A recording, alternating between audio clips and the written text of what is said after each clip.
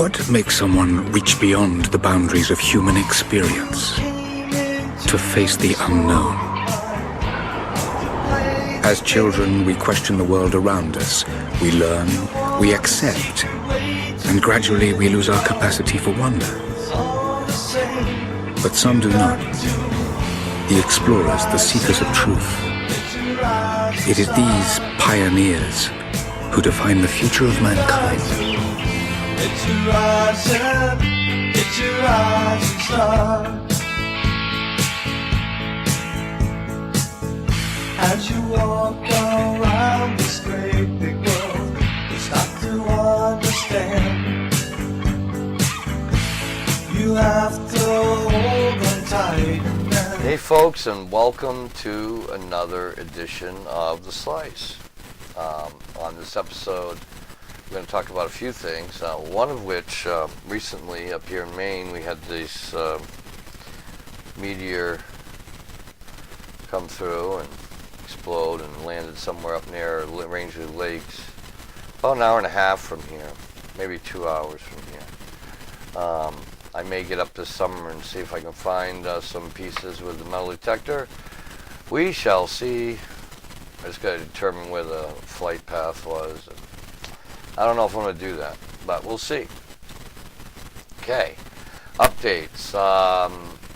Since I haven't been on for a while, and the reason being is that I got a new job and things didn't go well with the house sale. So in the meantime, I got fired up and ended up I'm running for the Maine State House of Representatives.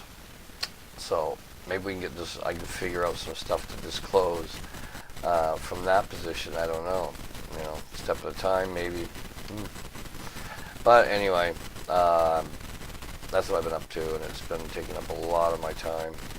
So, as you can imagine, I've been wound right up, pretty beat right now. When my days off are weird. But anyway, today, what we're going to look at for a show is all the fossilized footprints found all over the world. Now, the funny part about this is is the fact that the older the fossil, the bigger the footprint. So as I've mentioned before, I believe that the giants evolved within the dinosaur age.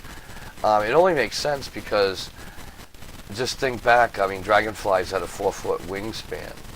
So why wouldn't humans be much larger as well? I also believe that giants in the form of reptilians also evolved and may have been hunting down the human giants, if you want to call them that. Nice traffic. I never have traffic here except for when I'm trying to record. Amazing. But anyway, so I don't know. There's a lot of scenarios, but I'll tell you this. The only time you find a fossil is when there was a catastrophe. Normally, a fossil is not formed because the animal dies and decomposes, and that's that. Buried corpses don't typically leave fossils. So when we get these fossils, they're actually made immediately prior to some kind of event of some sort, where another layer of material was laid down suddenly. And that's where you get the strata, two different materials hitting, and that's when you get your fossils. That's why human fossils would be very rare, because we bury our dead and stuff like that. Yeah, the ones we find are pure luck. Some of these bones they've been finding as pure luck, because there's no way you're going to find very many of them. The further back you go, the more true that is. You can believe it or not, but that's just science of it. Even the scientists don't have a good way to disprove that, and they'd love to be able to make that scenario go away. Because the fact that these fossils exist bug them to no end. So anyway, without further ado, I'm tired and I'm beat up, but I owe you guys 2 shows now, and I want to get those going. So I'm giving you this one right now. And so let's go look at some of these giant footsteps, shall we? Okay, real quick, we got a bunch here. Again, I apologize for the audio. These are all big boys. About 16 million years is the youngest, and around 300 million is the most prevalent, with 650 million years being some of these with the shoe prints. I'm buzzing right through there. We got a bunch of them. They're all huge, huge, huge. I would say these footprints would give a height of between some of them 7.5 feet to as high as 35 feet, 36 feet. I mean, the one that that's coming up is immense, and I almost think that one might be closer to 50 feet tall. There's some discrepancies with this one. They think it may have been carved. I don't know what they think about this one. This is in India.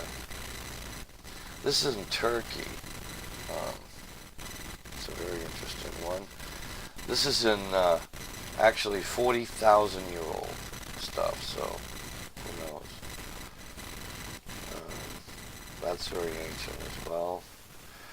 That's in all the rest of the indicators on this rock is 20 million years. And this one actually was horizontal until it got thrust up about 16 million years ago. Tellinger standing by his 300 million year old formation. Interesting stuff. Very ancient, very big. Were they depictions or were they residual? I guess we have to figure that out. But my big question is, how did modern shoe wear get in 300 million year old rock? That's my big question. Like that one. Look at that. That guy had to be 36 feet tall anyway. Yeah, that's about as good as it gets right there, folks. Another one. Yeah. I don't think you can argue the point that these things did exist. And they were big. Precursors to us, of course. When the oxygen was different, I don't know. I do know that they hide the facts from us on this. And I'm sick of it. But there it is, all kinds of goodies. Casts of footprints. Well, those are actually the rock they dug out. That's a crazy thing. Big one there. A lot of these places become shrines around. Look at that bad boy. That one's about 400 million years old. And the famous Texas find. That's a good one in India. That's become a holy shrine. That's in Utah, I believe. So, alien one, lizard one.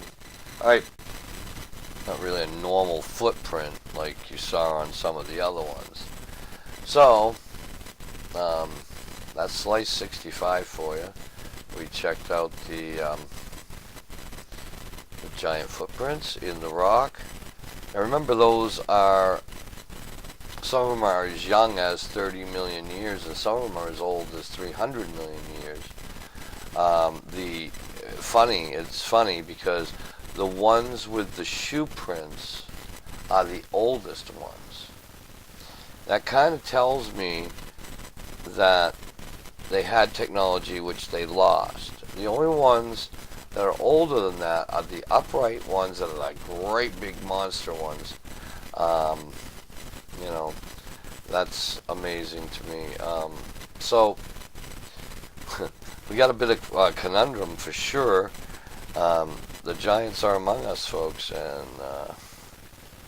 you know, I don't think there's any debate on whether they existed or not. I think there's enough empirical evidence to make that theory a viable one for acceptance as general fact. Why it has been kept in the dark is really, I imagine originally it was all religion based, but the funny part is that the religions agree with that there was giants. But maybe they don't want you to know just how advanced and how big those giants were as far as in civilization terms. That could have been a secret, because you wouldn't want anybody to think that the giants were smarter than us, right? So we have to have Davy, got to knock out the giant, cut his head off. Alright, so that's our show for today, folks, and we'll see you next time with Slice number 66, and let's see what I come up with for a show subject next time.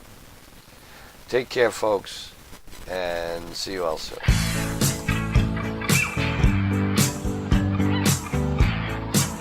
What makes someone reach beyond the boundaries of human experience to face the unknown? As children, we question the world around us. We learn, we accept, and gradually we lose our capacity for wonder. But some do not. The explorers, the seekers of truth.